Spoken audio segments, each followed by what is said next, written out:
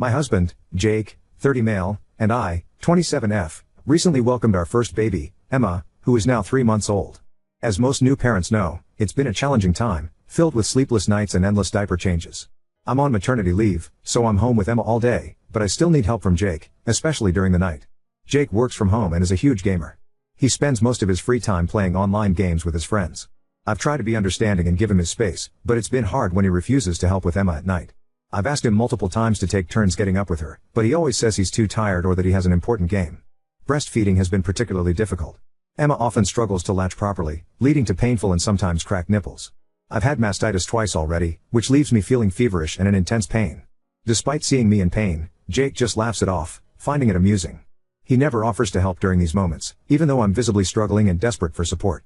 One night, after I'd been up with Emma for the third time and Jake was still glued to his computer, I'd had enough. I went into his office and asked him to take over so I could get some sleep. He waved me off, saying he was in the middle of a game and that I should just handle it. He added, "You're on maternity leave and free all day while I have to work, so I need time to relax. You're just sitting around doing nothing all day anyway." I was exhausted and on the verge of tears. I needed his help, but he was completely dismissive. In a moment of frustration and desperation, I walked over to the router and turned off the Wi-Fi. That's when Jake completely lost it. He stormed out of his office, screaming at me. Apparently, he and his friends were in some sort of online tournament, and they were about to win when I unplugged the Wi-Fi. He called me selfish, irresponsible, and accused me of sabotaging his one form of relaxation. He went on to say that I had no right to interfere with his me time and that I should have just waited until he was done. I calmly explained that I needed his help and that our baby was more important than his game. He refused to listen and continued to berate me, adding that I haven't even been having sex with him and that we've only had sex 4 times since Emma was born. He accused me of wanting to take everything away from him while doing nothing all day and sitting at home on my ass. Jake never helps during the day either, even after he finishes work at 5 p.m. I don't expect him to help during work hours, but once he's off, he should be stepping up as a parent. Instead, he goes straight to his games, leaving me to handle everything alone. Since then, he's been sulking around the house, barely speaking to me. To make matters worse, his friends have been sending me nasty messages, calling me a crazy wife and saying I'm unreasonable. One of them even suggested that Jake should leave me because I'm too demanding. I feel like I'm losing my mind here, just trying to get a bit of support. I'm exhausted, and all I wanted was for Jake to step up and be a parent too. Instead, I'm being painted as the villain for wanting help with our newborn. Ida? Edit 1. For those saying why I married him and didn't I know this before, Jake was completely different before Emma was born. He was supportive and understanding. This behavior is new and shocking to me. Edit 2. To all those calling me the asshole, I am sorry. Your words cut deep, and I feel more hurt than I can express. I didn't turn off the Wi-Fi out of spite or because I couldn't handle my responsibilities. It was a desperate act after feeling completely unsupported and alone. I feel like I'm drowning in guilt and sadness. This time with Emma has been incredibly challenging. I'm constantly exhausted and in pain from breastfeeding. All I do is cry because I feel like such a failure. I just can't anymore. Jake works hard, and I appreciate him, but his indifference to my struggles makes me feel so isolated. I spend my days and nights in tears, wondering if I'm failing as a mother and a wife. All I've wanted is for us to share the responsibilities of parenting, especially during those late-night feedings and diaper changes that leave me feeling so drained. I've been struggling with feelings of sadness and guilt, wondering if I'm failing as a mother and a wife. It's not about controlling his downtime, it's about needing his support during this incredibly tough time. I wish you could understand the depth of loneliness and frustration I've been feeling. Your words about me being selfish and immature hit hard because I've been questioning myself constantly. I never wanted to play the victim or make Jake out to be the bad guy. All I wanted was for us to work together as a team, like we promised each other when we decided to start a family. I'm sorry if my actions hurt anyone, including Jake and his friends. I was overwhelmed and at my breaking point. I'm trapped in a cycle of guilt, feeling like everything is my fault. I never wanted to hurt anyone, I just don't know how to cope anymore. I'm not trying to be selfish, I'm just trying to survive. Edit 3. A lot of people are saying I am making breastfeeding a huge deal and millions of moms do it too, but mastitis isn't just a minor inconvenience, it's an excruciating, throbbing pain that feels like shards of glass stabbing into my breasts with every suckle. Sometimes, the pain is so intense that I cry silently while Emma feeds and I have to bury my face in a pillow to muffle my cries because Jake has made it clear that my suffering is a nuisance to him. He says he is either working, gaming, or sleeping, so I should not disturb him. And some people are saying that even if this happens to me then WTF should he do here? Do I expect him to grow a breast and feed Emma? But no, I am not expecting him to do that, I just want him to support me. He never offers to help during these moments, even though I'm in tears and desperately in need of support. Relevant comments. Comments Mistress Lida NTA sex 4 times, with a 3-month-old? Considering that one is not supposed to have intercourse at all the first 6 weeks due to infection risk. He is not painting himself in a pretty light here, at all. Fan 72. As soon as he brought up the lack of sex, it showed who he was. If you told him that you wanted sex, he would stop gaming when he came home. This has to do with you not catering to his needs. You need to really think about if you want your daughter to be raised in a house where her father treats her mother badly. Remember that kids learn what is acceptable behavior in relationships by watching what their parents do. Is this the kind of relationship that you would want your daughter to have? Birthday and an 08. That was the part that really sent it over the top for me. What kind of person complains about only being able to get their dick wet 4 times since their baby was born just 3 months ago? Doing the math makes him look even worse. Most women are not physically, mentally, or emotionally prepared for sexually intercourse for at least 6 to 8 weeks after creating an entirely new human being from scratch. So either he's complaining about only having sex 4 times in a month, which is a ridiculous complaint especially with a newborn in the house, or he pressured her into resuming sexually activity immediately after giving birth. Neither of those makes him the victim. Popular bonus in the mastitis. It's a shitty man who enjoys sex with a woman in pain. Eldapin. Saturday morning, put some bottles in the fridge. Put the baby on Jake's chest, and walk out the door. Come back 8 hours later and ask him how sitting around on his ass all day was. Forewarn the mill that this is happening so she doesn't come and rescue him. Chicks and waffles. Yup. My friend did exactly this to her pos ex-husband and he was very helpful after that. She left him for other reasons. But he stopped that BS real quick. Chance internal 5450. Husband quickly learned the hard struggle when after baby 3 he was the stay-at-home parent and I wasn't. Boy, how our relationship really got tighter then, even though it was tight before. Oop. Replying to some nasty deleted comments. I understand your perspective, but it's really not that simple. Yes, I'm home with Emma during the day, but caring for a newborn is incredibly demanding, both physically and emotionally. Jake works from home, which means he's here, but he rarely helps with anything beyond his work or his games. Even on weekends when he's not working, he's glued to his computer, gaming with his friends. He never changes diapers, dress her, or even comfort her when she's crying. It's not just about the physical tasks, it's about feeling supported and not shouldering everything on my own, when I'm already stretched thin emotionally and physically. I'm not trying to make it sound like I'm the only one making sacrifices. I appreciate that he works hard, but I'm also working hard to care for our baby without much help. It's exhausting, and it hurts to feel like I'm doing this alone. I just wish he would see how much I need him to be present, not just physically here, but emotionally too. It's not about throwing tantrums, it's about trying to get through each day without feeling completely overwhelmed and unsupported. Your words cut deep, and I feel more hurt than I can express. I didn't turn off the Wi-Fi out of spite or because I couldn't handle my responsibilities. It was a desperate act after feeling completely unsupported and alone. I feel like I'm drowning in guilt and sadness. This time with Emma has been incredibly challenging. I'm constantly exhausted and in pain from breastfeeding. All I do is cry because I feel like such a failure. Jake works hard, and I appreciate him, but his indifference to my struggles makes me feel so isolated. I spend my days and nights in tears, wondering if I'm failing as a mother and a wife. All I've wanted is for us to share the responsibilities of parenting, especially during those late night feedings and diaper changes that leave me feeling so drained. I've been struggling with feelings of sadness and guilt, wondering if I'm failing as a mother and a wife. It's not about controlling his downtime, it's about needing his support during this incredibly tough time. I wish you could understand the depth of loneliness and frustration I've been feeling. Your words about me being selfish and immature hit hard because I've been questioning myself constantly. I never wanted to play the victim or make Jake out to be the bad guy. All I wanted was for us to work together as a team, like we promised each other when we decided to start a family. I'm sorry if my actions hurt anyone, including Jake and his friends. I was overwhelmed and at my breaking point. I'm trapped in a cycle of guilt, feeling like everything is my fault. I never wanted to hurt anyone, I just don't know how to cope anymore. I'm not trying to be selfish, I'm just trying to survive. Update 1.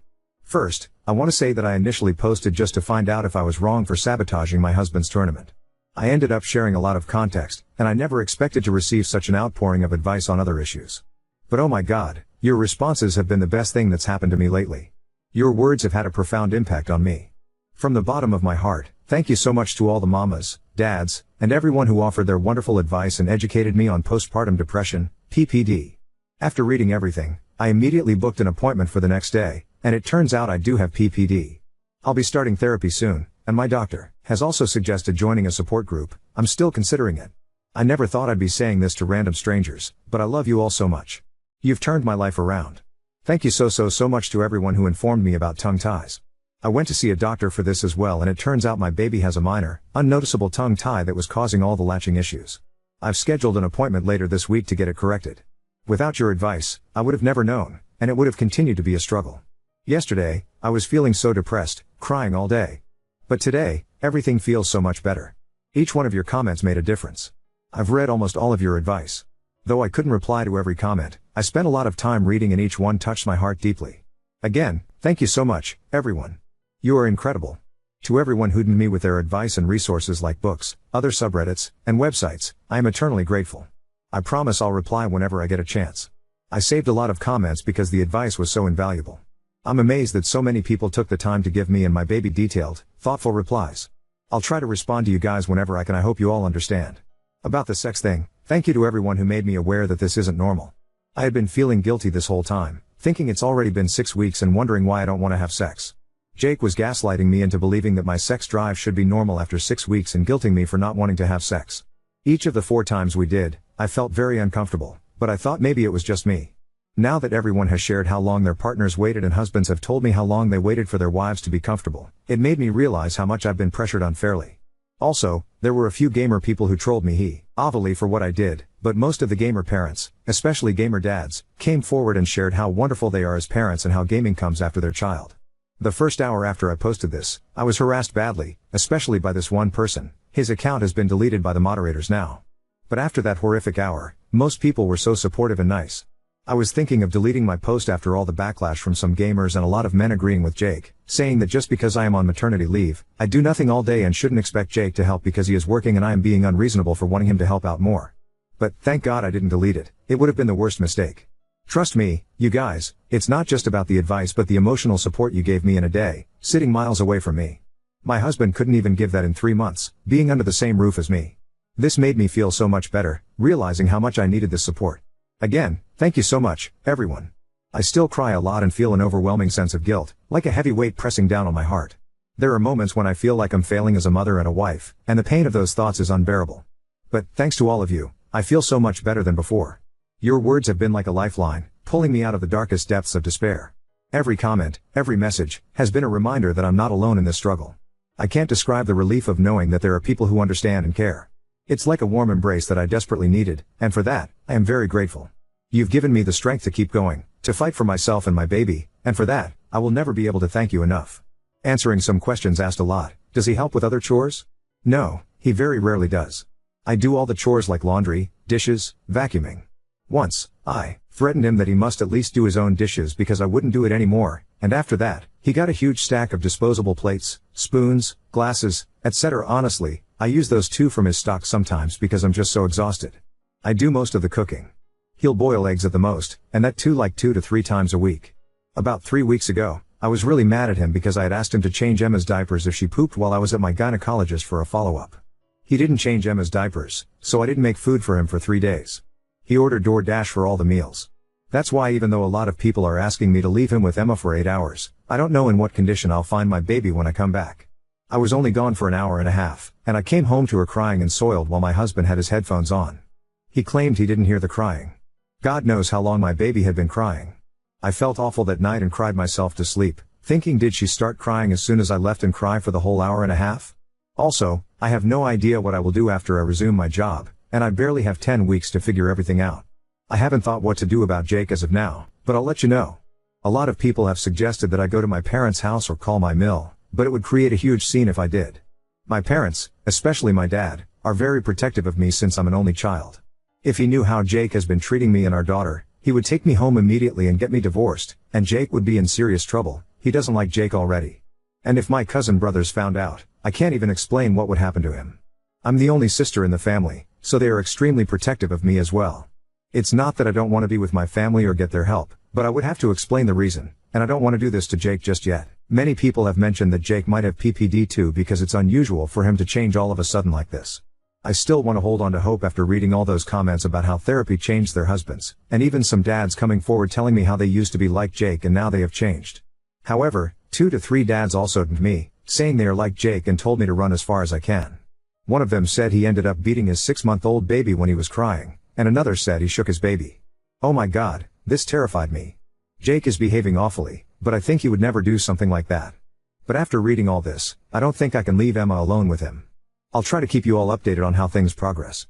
Sending love and gratitude to each and every one of you. Even if Jake decides to get therapy and changes, my dad will never let me try again with him. There's no way my family will allow Jake back into my life once they know everything. It hurts every day when I have to hold back my tears while talking to my mom, dad, and other family members. It hurts to lie to my parents, to pretend that everything is perfect when I'm actually falling apart. Sometimes I break down while on calls, and I have to cut the conversation short, lying that Emma woke up again just so they don't hear me crying. You don't know how much I want to tell them, how much I want their support, but I'm terrified of making a decision where there's no coming back from in such haste. I fear making a decision in haste that leaves no room for redemption or reconciliation. Update 2.